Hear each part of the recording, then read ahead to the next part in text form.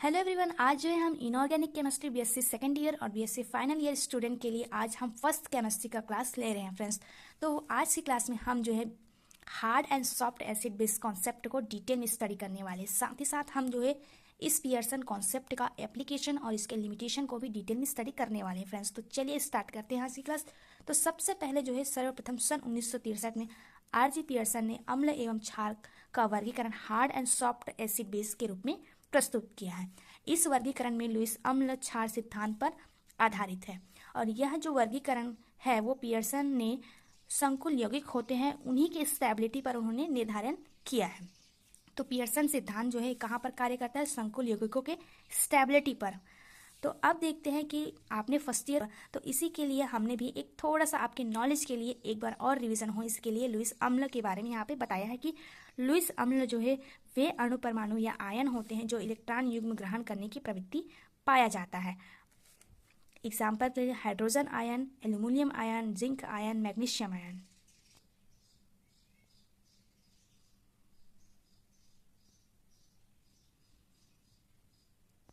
अब देखते हैं लुईस क्षार। तो लुईस क्षार वे अणु परमाणु या आयन होते हैं जो इलेक्ट्रॉन युग्म प्रदान करने की टेंडेंसी पाई जाती है। एग्जाम्पल के लिए hydroxy ion, CH3COO ion, sulphate ion, iodine ion, fluoride ion. तो पियर्सन ने जो एसिड और लुईस अम्ल लुईस क्षार के वीक एंड स्ट्रॉन्ग बॉन्ड बनने के कारण उन्होंने फिर से एसिड और बेस को दो भागों में डिवाइड किया। वो भाग है हार्ड एसिड और सॉफ्ट एसिड, और उसके साथ ही सॉफ्ट एसिड और सॉफ्ट बेस। ठीक है गाइस, तो अब देखते हैं कि हार्ड एसिड है क्या। तो हार्ड एसिड का कैरेक्टर है कि ऐसे लुईस अम्ल जिसका ध्रुवण जो है कठिन होता है, जिनमें निम्नलिखित विशेषता पाई जाती हो, जैसे कि परमाणु का आकार छोटा होता है, जिनका धनावेश घनत्व अधिक होता है, जिनमें अक्रिय गैस विन्यास के समान इलेक्ट्रॉनिक विन्यास पाया जाता हो, जिसके पास इम्पिटी ऑर्बिटल यानी कि वैलेंस सेल पाए जाते हो, और जिसका एनर्जी जो है हाई हो, ल्यूमो हो। एग्जाम्पल के लिए hydrogen ion, lithium ion, sodium ion, magnesium ion, calcium ion, इस तरह से इसका एग्जाम्पल है फ्रेंड्स।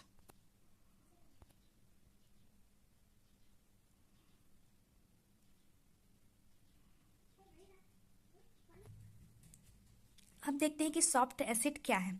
तो ऐसे लुईस अम्ल जो आसानी से ध्रुवित हो जाए उसे कहते हैं हम सॉफ्ट एसिड, जिसमें निम्नलिखित विशेषताएं होती हैं, जिसका परमाणु आकार बड़ा होता है, वही कम इसका धनावेश घनत्व कम होता हो, जिनमें अक्रिय गैस विन्यास नहीं पाया जाता हो, जिसकी ऊर्जा जो हो कम होती हो। एग्जाम्पल के लिए कॉपर, गोल्ड, मरकरी, ये सारे जो है सॉफ्ट एसिड के एग्जाम्पल है फ्रेंड्स। अब देखते हैं hard soft base, hard and soft base. तो हार्ड बेस देखते हैं कि ऐसे अणु परमाणु या आयन जिनमें दाता परमाणु में जो ध्रुवण है वो कम होता हो, उसे कहते हैं हार्ड बेस।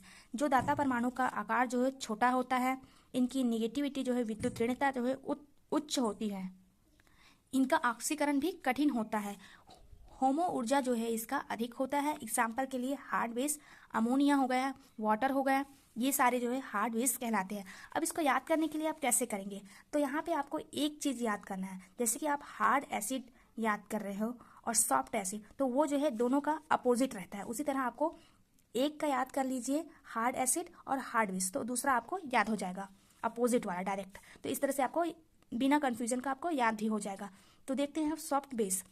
सॉफ्ट बेस मतलब ऐसे क्षार जिसमें दाता परमाणु जो है सुगमता पूर्वक जो है ध्रुवित हो जाए, उसे कहते हैं हम सॉफ्ट बेस, जिसमें निम्नलिखित विशेषताएं पाई जाती है, जिसकी विद्युत ऋणात्मकता जो है कम होती हो, ये जो है सरलता से ऑक्सीकृत हो जाते हैं, दाता परमाणु का आकार जो है बड़ा होता है।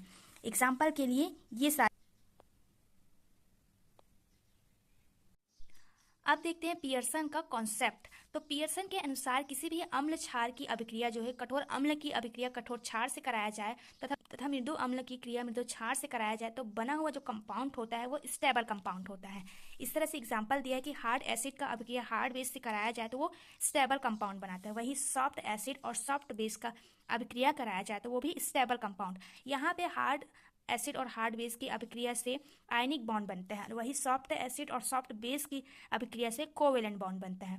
और अलग अलग असमान कंपाउंड का जो क्रिया कराएंगे तो उससे अनस्टेबल कंपाउंड बनता है। एग्जाम्पल के लिए यहाँ पर लिया गया है silver iodide plus silver fluoride. तो यहाँ पर सिल्वर जो है वो सॉफ्ट एसिड के रूप में और आयोडाइड जो है वो सॉफ्ट बेस। तो ये जो है स्टेबल कंपाउंड है, और जो स्टेबल कंपाउंड होते हैं वो वाटर में इनसॉल्युबल होते हैं, और सिल्वर जो है सॉफ्ट एसिड लिया है और फ्लोराइड आयन जो है हार्ड बेस। यहाँ पे असमान कंपाउंड लेने के कारण जो कॉम्प्लेक्स बनता है वो अनस्टेबल बनता है, और जो अनस्टेबल कंपाउंड होते हैं वाटर में सॉल्युबल होते हैं।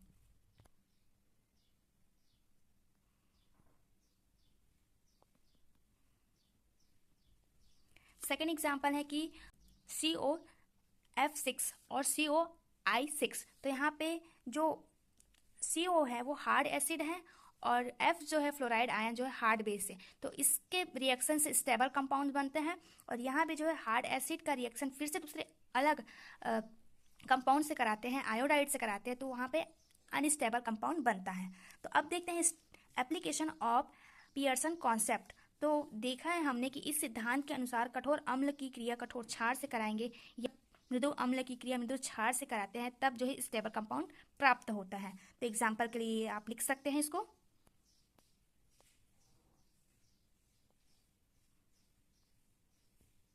दूसरा जो है सॉल्युबिलिटी ऑफ कंपाउंड, कि जो मर्क्यूरी ऑक्साइड होता है वो जल में शीघ्रता से विलय है। यहाँ पे एक सिद्धांत लागू होता है कि मैंने बताया था जो स्टेबल कंपाउंड होते हैं वो वाटर में इनसॉल्युबल होते हैं, और जो अनस्टेबल कंपाउंड होते हैं वो वाटर में सॉल्युबल होते हैं। तो कारण आपको यही बताना है। अब देखते हैं जो खनिज तत्व होते हैं उसके लिए क्या है लिमिटेशन। तो प्रकृति में पाए जाने वाले जो अयस्क के रूप में व्याख्या यहाँ पे पियर्सन के सिद्धांत से किया जा सकता है।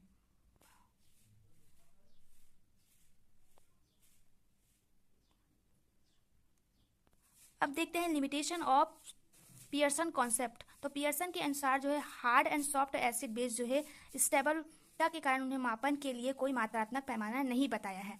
दूसरा जो है इस सिद्धांत के अनुसार किसी ज्ञात अभिक्रिया की व्याख्या में यौगिकों का क्षारक प्रभाजों में विभाजित जा सकता है। तीसरा इसका कॉन्सेप्ट जो है वो लिमिटेशन, वो इस सिद्धांत के अनुसार कठोर अम्ल कठोर क्षार कारक अम्लीय तथा क्षारी गुणों से स्वतंत्र होते हैं। तो आज की क्लास यहीं पर समाप्त होते हैं फ्रेंड्स। मिलते हैं हम नेक्स्ट वीडियो में, जिसमें हम जो है इसका सेकंड पार्ट में सिम्बायोसिस टॉपिक को डिटेल में स्टडी करने वाले हैं।